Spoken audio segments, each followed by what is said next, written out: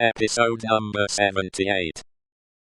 In London, he had expected neither to walk on pavements of gold, nor to lie on beds of roses. If he had had any such exalted expectation, he would not have prospered. He had expected labor, and he found it, and did it, and made the best of it. In this, his prosperity consisted. A certain portion of his time was passed at Cambridge, where he read with undergraduates as a sort of tolerated smuggler, who drove a contraband trade in European languages, instead of conveying Greek and Latin through the custom house.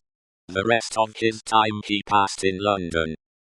Now, from the days when it was always summer in Eden, to these days when it is mostly winter in fallen latitudes, the world of a man has invariably gone one way, Charles Darnay's way, the way of the love of a woman.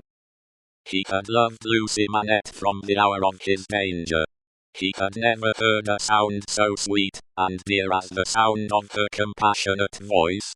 He had never seen a face so tenderly beautiful as hers when it was confronted with his own on the edge of the grave that had been dug for him. But he had not yet spoken to her on the subject. The assassination at the deserted chateau far away beyond the heaving water, and the long, dusty roads, the solid stone chateau, which had itself become the mere mist of a dream, had been done a year, and he had never yet, by so much as a single spoken word, disclosed to her the state of his heart. That he had his reasons for this, he knew full well.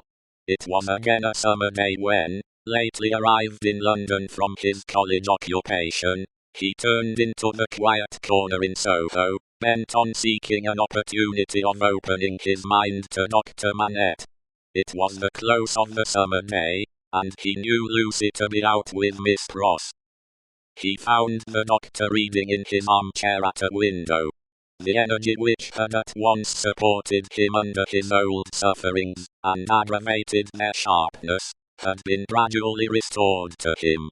He was now a very energetic man indeed, with great firmness of purpose, strength of resolution, and vigor of action.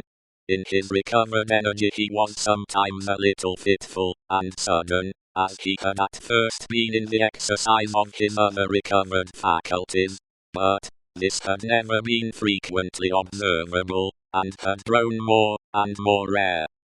He studied much, slept little, sustained a great deal of fatigue with ease, and was equably cheerful. To him, now entered Charles Darnay, at sight of whom he laid aside his book, and held out his hand. "Charles Darnay, I rejoice to see you. We have been counting on your return these 3 or 4 days past. Mr. Stryver and Sidney Carton were both here yesterday, and both made you out to be more than you. I am obliged to them for their interest in the matter," he answered, a little coldly as to them, though very warmly as to the doctor. "Miss Manette is well," said the doctor, as he stopped short, "and your return will delight us all. She has gone out on some household matters, but will soon be home." "Dr. Manette, I knew she was from home. I took the opportunity of her being from home, to beg to speak to you." There was a blank silence.